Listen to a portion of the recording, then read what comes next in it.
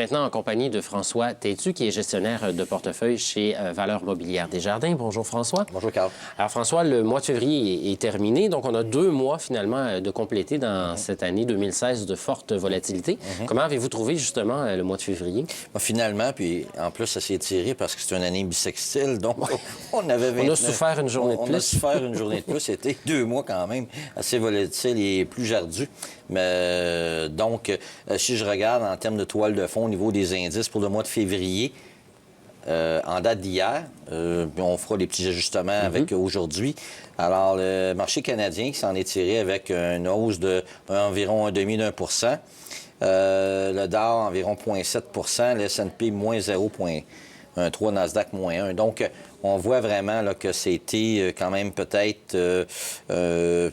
il n'y a pas eu de forte croissance de ce côté-là. Et depuis le début de l'année, naturellement, parce que le mois de janvier était assez difficile, plus difficile.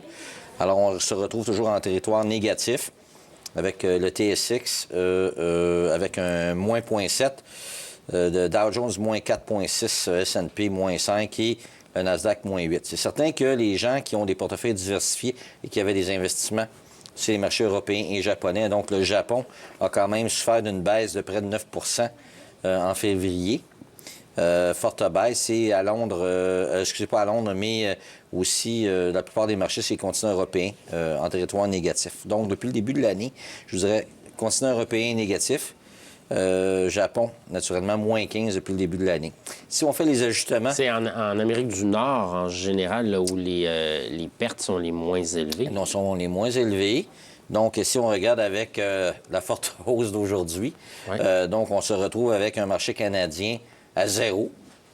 Donc, une personne qui a un portefeuille équilibré canadien se retrouverait avec un rendement d'environ 1/4 en date d'aujourd'hui. Donc, c'est comme si on revient tranquillement vers les valeurs qu'on avait à la fin de 2015. Effectivement. Donc, on est à peu près au même niveau. Le Dow Jones serait à fermeture aujourd'hui à moins 2,6, moins 3 pour le S&P. Donc, les chances sont qu'on termine le premier trimestre, fin mars, avec une progression peut-être, des fois ça va très vite, alors en territoire positif. Mais là, est-ce que ça signifie qu'on est déjà sorti du marché baissier ou pas encore terminé, là? Bien, écoutez, c'est sûr que, bon, si on regarde depuis l'an dernier, disons, si on regarde depuis le mois d'avril dernier, on a eu quand même des fortes baisses. Le marché canadien se maintient. Principalement, on a vu quand même les cours du pétrole remonter graduellement. C'était très volatile.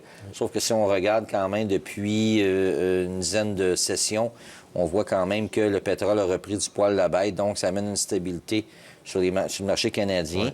Qui plus est, bon, on a vu quand même les performances du secteur des matériaux, secteur aurifère, des titres aurifères qui ont bien performé dans le contexte. Donc, c'est pour ça qu'on voit un marché canadien qui a mieux performé en général là, par rapport aux autres marchés. Oui, puis en février, l'once d'or a connu sa plus forte progression mensuelle en 4 ans. Donc, évidemment que ça a fait bondir certains titres aurifères sur le marché canadien. Et puis, on avait quand même des titres qui faisaient presque des bas de 25 ans, 20 ans, qu'on a vu dans le passé, l'an dernier, comme Barrick, par exemple, là, qui est excessivement bas, un bas d'une génération pratiquement. Donc, on a un rebond de ce côté-là. Donc, c'est normal que ces titres-là aient rebondi pratiquement de 40, voire 50 dans certains cas.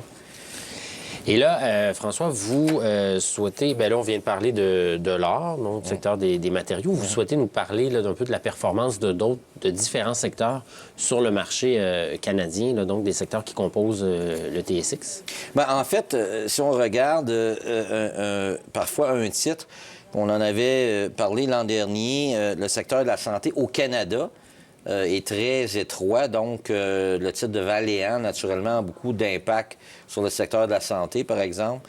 Donc, on a vu vraiment ce qui s'est passé avec Valeant dans les dernières semaines. Donc, le secteur de la santé... Depuis plusieurs séances, à chaque fois que le secteur des soins de santé, finalement, dans le TSX, est en progression ou à la baisse, c'est toujours justement le symbole VRX de Valeant qui c'est ça, autant que... mais autant l'an dernier, Valeant a soutenu en partie jusqu'à la mi-année, jusqu'en juin, juillet, l'indice canadien. Mais là, on se retrouve avec l'effet contraire, un peu comme à l'époque Nortel il y a 15 ans. Alors là, Valeant fortement en baisse, donc l'indice des soins de santé en baisse de 30 depuis le début de l'année, compensé, par contre, par une hausse du secteur des matériaux de 15 Donc, ce qui fait en sorte que l'indice canadien, quand même, s'en sort. Mais ce secteur-là a été fortement affecté. Et est-ce que ça signifie que dans le secteur des soins de santé, il y aurait certains titres qui peut-être ont été emportés par les difficultés de Valeant, mais qui seraient des prises intéressantes en ce moment? Bien, écoutez, c'est sûr que quand il y a des secteurs comme ça qui sont fortement touchés, on prend l'exemple l'an dernier avec Volkswagen, par exemple, le secteur automobile en général, beaucoup de titres ont été emportés par une vague. Et, bon, il y a d'innombrables titres là, qui aussi avaient reculé. Pourtant, le fondamental de ces entreprises-là n'avait pas nécessairement changé. Si on regarde du côté des soins de santé, par exemple, bien, vous avez autant des sociétés pharmaceutiques, qu'elles soient américaines ou européennes, qui ont un modèle d'affaires différent que Valeant, qui peuvent receler une opportunité d'achat. Je pense notamment à des noms comme ça, comme Jazz Pharma, Gilead, par exemple, GILD, le symbole. Okay. Ça, c'est des titres quand même où le fondamental est bon. Et puis, c'est des titres quand même qui ont fortement reculé. D'ailleurs, l'indice américain IBB, aujourd'hui, est en progression de plus de 2 sur les marchés américains.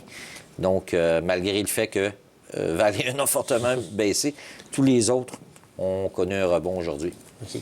Et dans les matières premières, François, bon, on le mentionnait, l'or a connu une progression quand même importante depuis le début de l'année, mais il y a certaines matières premières qui ont retraité là aussi, qui sont en performance négative depuis le début de l'année. Bon, le pétrole, on s'en doute, il y a le gaz naturel également, là, si on se fie au tableau que vous nous avez envoyé, le nickel, le cuivre. Comment expliquer justement que l'ensemble du panier des matières premières n'évolue pas dans la bonne direction? Si on regarde là, le haut, le pic vraiment du secteur des ressources au lieu en 2008, à l'époque, on a eu un rebond après la crise financière du secteur des matières premières. Si on se rappelle, je vais vous donner un exemple, un titre très connu au Canada, Teck, qui était tombé à 3 environ.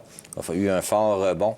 Et puis, tous les titres ont rebondi jusqu'en avril 2011, si ma mémoire est bonne. Et puis, depuis le printemps 2011, on est dans un contexte que je pourrais qualifier de déflationniste fortement dans de nombreuses matières premières. D'ailleurs, j'ai préparé un tableau où on a pratiquement beaucoup de différentes matières en page 6. Oui, Carl. On va être en mesure de le présenter là, dans quelques instants. Bon, OK. Bon. Alors, c'est sûr que c'est un peu petit là, pour l'auditoire, sauf qu'on a le cuivre, on a l'aluminium, le charbon, le coton, le sucre, le café, malgré que le sucre a eu un rebond. Donc, on voit vraiment que l'ensemble, là, si on regarde, sans vraiment toutes les regarder une par une, que les tendances sont baissières. Ouais, on voit que tous les graphiques, finalement, sont baissiers en baisse, depuis 2011. Puis, bon, naturellement, on regarde ça sur une base régulière. Donc, il y aurait, je vous dirais, pratiquement juste le pétrole, où ce que là, je pense qu'on est en train de faire notre bas. Et contrairement peut-être à ces matières premières-là, on est peut-être en situation différente, un contexte différent. Là. Mais là, pour le pétrole, par contre, les investisseurs semblent confiants que les pays producteurs vont venir à une entente pour stabiliser l'offre qui est surabondante actuellement. Mais il n'y a toujours pas d'annonce de fait. Donc, reste à voir si le prix va continuer, le cours va continuer à monter. Bien, là, aussi, vous avez des pressions dans le sens que les prix montent. Par contre, c'est qu'il y a toujours, bon, je pourrais parler le facteur d'incertitude du pétrole produit aux États-Unis, de schiste, qui fait en sorte que, bon, c'est un peu comme on ouvre le robinet ou on ferme le robinet, on ouvre le robinet, on ferme le robinet. Donc, c'est pour ça que ça amène quand même une production potentiellement additionnelle qui fait une pression aussi également sur les prix. Donc, je vous dirais que même si le pétrole pourrait rebondir à 40-45 $, puis là, écoutez, 2017, ce sera à voir, pour atteindre peut-être un seuil de rentabilité ou un point mort pour les entreprises, voire en 2017. Sauf qu'on a toujours le fait que on peut être en situation de surcapacité éventuellement. Donc, c'est une situation à suivre vraiment sur une base régulière. De près, oui.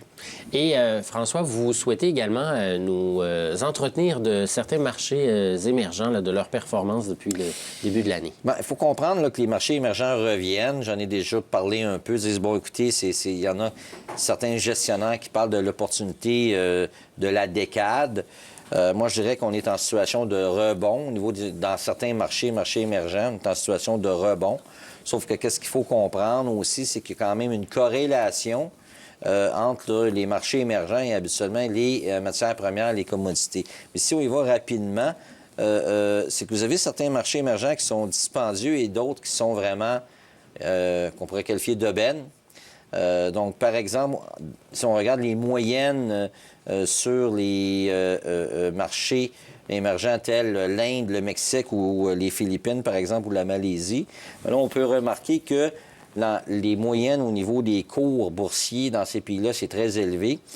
Par contre, au contraire, lorsqu'on regarde des marchés comme la Russie ou le Brésil qui sont fortement exposés aux ressources, ces marchés-là sont vraiment très peu chers.